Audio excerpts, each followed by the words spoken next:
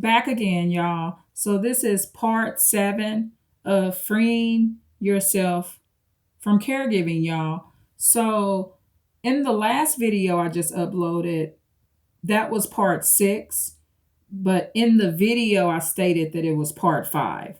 So, if my numbering is off of what I speak, go by what's on the title. And all of this is going to be in one playlist, but I just wanted to apologize because in the last video I stated that it was part 5 when actually that was part 6, but the title is correct. So please forgive me for that. So going into the last thing that I brought up in the last video where I gave a suggestion of how adult family homes shouldn't put clients that can't walk, talk, eat, and all of that in the room with clients like my brother. Now, my brother mentioned to me that the roommate had died, right?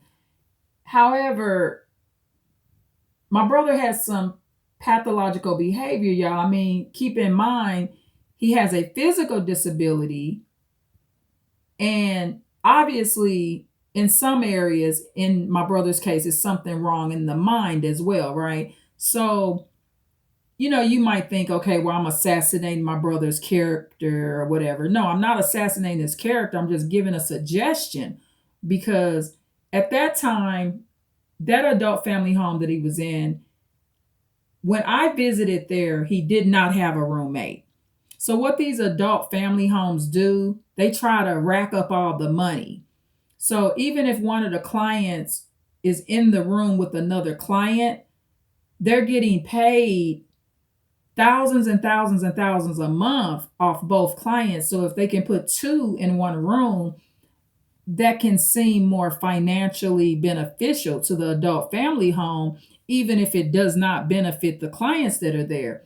So, I honestly had a suspicion that my brother might have unalived or had something to do with the client in the room that just suddenly passed away, right? And the reason I had that is because just because someone's disabled physically or mentally, that doesn't mean they can't be homicidal, right? So when my brother was living with me and I had my first son and he was in a car seat, my brother actually tried to purposely fall on my son while he was on the ground in the car seat. Luckily, I was standing right there, but he attempted to basically potentially injure or unalive my baby.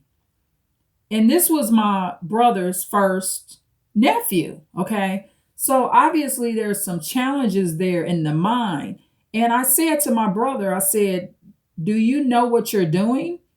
You know you can hurt my baby and your nephew. And my brother acknowledged that he knew that he could kill my son and his nephew. So if he could do that to a baby, he could do it to an adult roommate.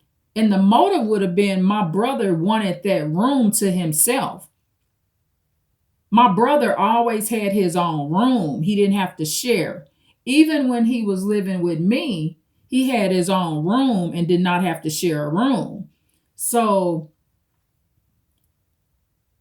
you might say, well, your brother didn't say you killed him, because my brother got enough sense to not mention guilt so he wouldn't be in any prison. Would they put him in a prison? I don't think he would be able to, but I don't know what they could do if he admitted to it. I mean, I've seen other cases, what Prison X, those videos, they mentioned that they had disabled people in prison, disabled men. Some of them had cerebral palsy and many other illnesses, retardations and all kind of stuff, and they were being raped in prison. So I do know that some disabled people go.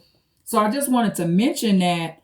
And why to free yourself from caregiving, I actually brought somebody in my home that could have unalived my baby boy. He was my firstborn son, but that's very dangerous. That's why I was pointing out in another video prior to this that God didn't tell me to do this, right? So you want to free yourself from caregiving because these disabled people, some of them can be dangerous to the kids in the family. And for me, it made me sin because I'm very overprotective of my kids that live in my home. So another thing my brother did was when I was raising my daughters, he came on to one of my daughters, or not came on to, but was peeking at one of them. You know, because my daughters had cute little shapes and they were pretty little girls.